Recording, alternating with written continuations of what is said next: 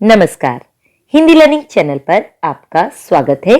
आज आशमा महाजन Hindi learning channel पर लेकर आई है राम जन्म से राम प्राण प्रतिष्ठा तक की अनसुनी कहानी। जी हां, भगवान राम की नगरी अयोध्या में 22 जनवरी को श्री राम मंदिर में रामलला की आज प्राण प्रतिष्ठा होने जा रही है। तो मंदिर के उद्घाटन के साथ ही अयोध्या में बना राम मंदिर भारत समेत दुनिया भर में फैले हिंदुओं के लिए आस्था का बड़ा केंद्र बनकर उभरेगा।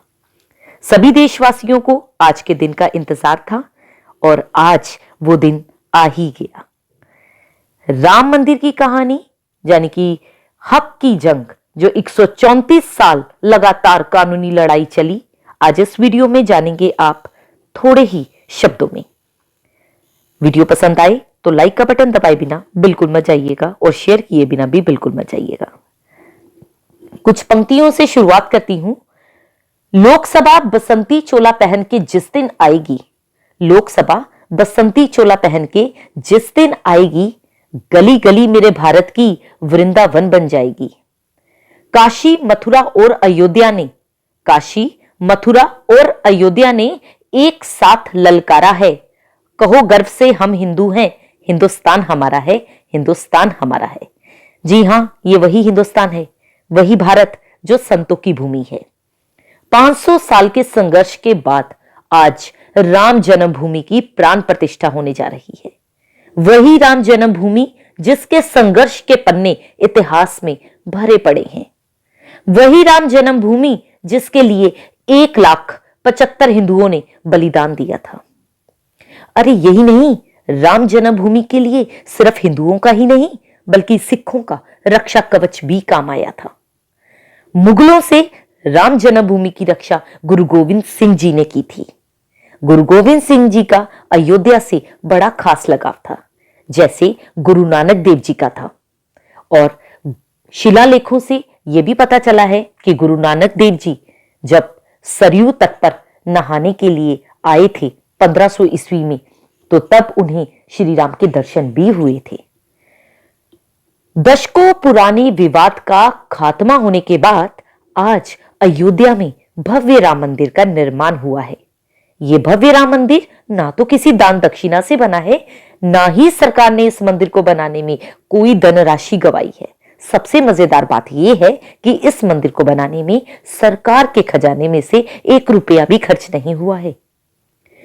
हिंदुओं की मान्यता है कि श्री राम का जन्म अयोध्या में हुआ था और उनके जन्म स्थान पर एक भव्य मंदिर विराजमान था, जिसे मुगल बाबर ने तोड़कर वहां एक मस्जिद बना दी, जिसे बाबरी मस्जिद का नाम दे दिया। अयोध्या राम जन्मभूमि का एक पौराणिक नाम साकेत भी है। कई साक्ष्यों से यह पता चला है कि कन्नौज के राजा जयचंद के शासनकाल में अयोध्या राम मंदिर पर से सम्राट विक्रमादित्य के प्रशस्ति शिलालेखों को उखाड़कर अपना नाम उन्होंने लिखवाया था। पानीपत के युद्ध के बाद राजा जयचंद भी नहीं रहे। इसके बाद भारत में विदेशी आक्रमणकारियों ने काशी मथुरा अयोध्या राम मंदिर में लूटपाट शुरू की, पुजारियों की हत्याएं करना शुरू किया, मूर्तियों को तोड़ना शुरू किया। लेकिन 14वीं शताब्दी तक राम मंदिर किसी भी तरह अपनी भव्यता के कारण बचा रहा। मुगलों के आने के बाद ही अयोध्या नगरी नष्ट करने के अभियान शुरू हुए। 1528-29 में अयोध्या के भव्य राम मंदिर को तोड़ दिया गया। बाबर के सेनापति मीर भाकी ने भगवान राम की जन्मस्थली के तौर पर एक मंदिर को गिराकर 3 गुंबद वाली बाबरी मस्जिद का निर्माण करवाया। साल 1853 की बात करें तो अंग्रेजी हुकूमत के दौरान पहली बार राम मंदिर और बाबरी मस्जिद के आसपास के इलाकों में दंगे शुरू हुए। 1859 में अंग्रेजों ने इस विवाद को रोकने के लिए मुसलमानों को इस ढांचे के अंदर तथा हिंदुओं को राम चबूतरे पर पूजा अर्चना की इजाजत दे दी। 1934 में कई सांप्रदायिक दंगे हुए। लोगों ने बाबरी मस्जिद के कुछ हिस्सों को ढा दिया। मस्जिद के टूटे हुए हिस्से को अंग्रेजों ने ठीक करवाया। 1944 में वक्फ बोर्ड की तरफ से मस्जिद को सुन्नी प्रॉपर्टी घोषित किया गया। ऐसा इसलिए क्योंकि बाबर सुन्नी मुसलमान था। 1947 में देश आजाद हुआ। दिसंबर 1949 में अयोध्या में 9 दिन के लिए रामचरितमानस का पाठ आयोजित हुआ। 22 और 23 दिसंबर की रात मस्जिद में भगवान राम की मूर्तियां मिली और कई शिलालेख भी मिले। इन मूर्तियों में 23 दिसंबर की सुबह जब ये मूर्तियां 22 दिसंबर की रात 23 दिसंबर की रात को मिली तो 23 दिसंबर की सुबह रामलला की पूजा की गई। हिंदू पूजा करने पहुंचे, मुस्लिम वहां विरोध करने पहुंचे और यह मामला पहुंचा सीधा कोर्ट में। उस समय देश के प्रधानमंत्री कौन थे? जवाहरलाल नेहरू, जिन्होंने जिलाधिकारी के नायर को खत लिखा कि मस्जिद से मूर्ति को हटा दिया जाए। नायर ने खत में जवाब दिया कि स्थिति गंभीर हो सकती है। नेहरू फिर लिखते हैं कि आदेश का पालन किया जाए। इसके जवाब में नायर ने लिखा कि कोर्ट में मामला दे दिया जाए। 20-25 साल तक कोर्ट में केस चलता रहा। राम मंदिर आंदोलन के लिए फिर आडवाणी जी ने अपने समय में रथ यात्रा निकाली थी। इसे याद करते हुए उन्होंने अपने आर्टिकल में लिखा, रथ यात्रा को करीब 33 साल पूरे हो चुके हैं। 25 सितंबर 1990 की सुबह रथ यात्रा शुरू करते समय इन्होंने अपने आर्टिकल में लिखा था कि हमें यह नहीं पता था कि प्रभु राम की जिस आस्था से प्रेरित होकर यह यात्रा शुरू की जा रही है वह देश में आंदोलन का रूप ले लेगी। राष्ट्रीय स्वयंसेवक संघ, विश्व हिंदू परिषद और भारतीय जनता पार्टी अयोध्या में श्री रामलला के मंदिर का निर्माण शुरू करने का संकल्प कर चुकी थी। 30 अक्टूबर 1990 को नियत तिथि घोषित भी की थी।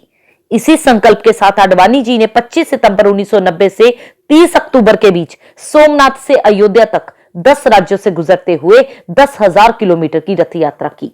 इस रथ यात्रा ने देश में दबी हुई हिंदुत्व की आस्था को जगा दिया था।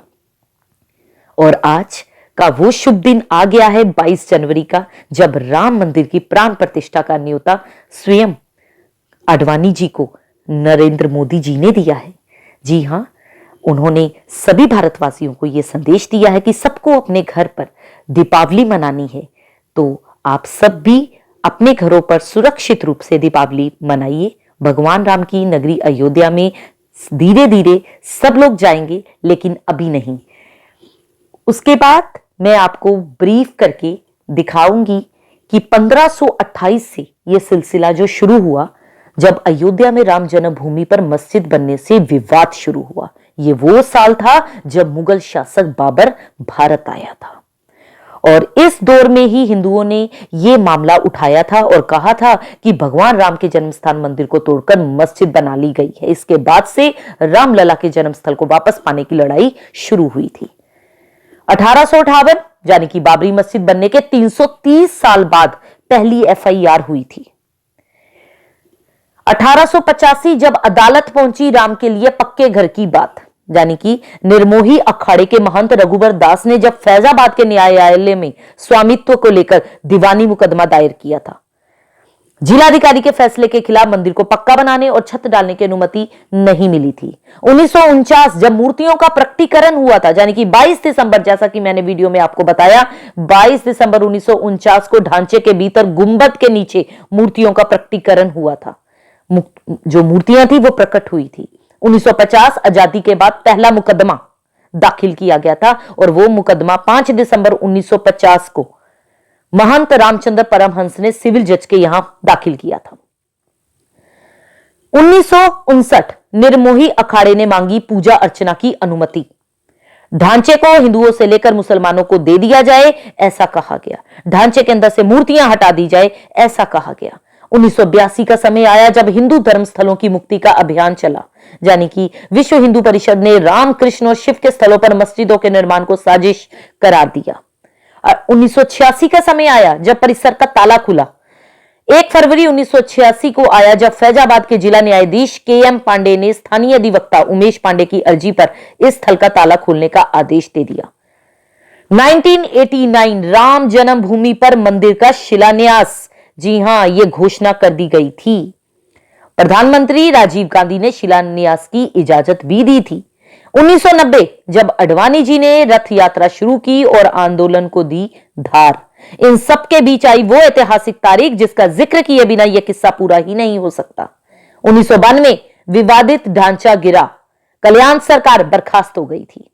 1993 दर्शन पूजन की अनुमति मिल गई थी, यानी कि बाबरी ढाए जाने के 2 दिन बाद 8 दिसंबर 1992 को अयोध्या में कर्फ्यू लगाया गया था। 2002 का समय आया जब हाई कोर्ट में शुरू हुई मालिकाना हक पर सुनवाई। 22 अगस्त 2003 को भारतीय पुरातत्व सर्वेक्षण ने न्यायालय को रिपोर्ट सौंपी थी कि जमीन के नीचे एक विशाल हिंदू धार्मिक ढांचा होने की बात है। 2010 का वो समय जब 30 सितंबर 2010 को इलाहाबाद उच्च न्यायालय ने इस स्थल को तीनों पक्षों श्री रामलला विराजमान, निर्मोही अखाड़ा और सुन्नी सेंट्रल वक्फ बोर्ड में बराबर बराबर बांटने का आदेश दिया था।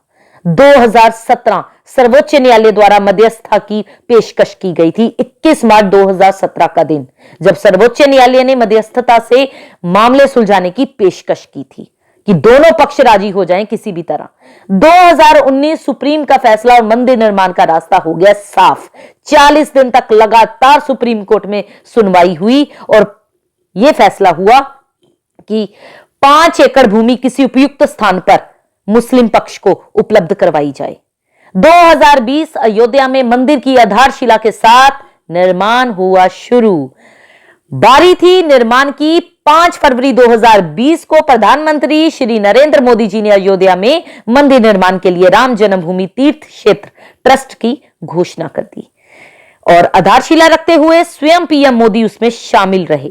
2024 भव्य मंदिर में रामलला की प्राण प्रतिष्ठा, यानी कि 134 साल लगातार चली कानूनी लड़ाई के बाद आज अयोध्या में भव्य राम मंदिर का निर्माण हुआ है और आज प्राण प्रतिष्ठा होने जा रही है। 23 जनवरी से मंदिर आम लोगों के लिए खुल जाएगा। बोलिए मेरे साथ, जय श्री राम, जय श्री राम।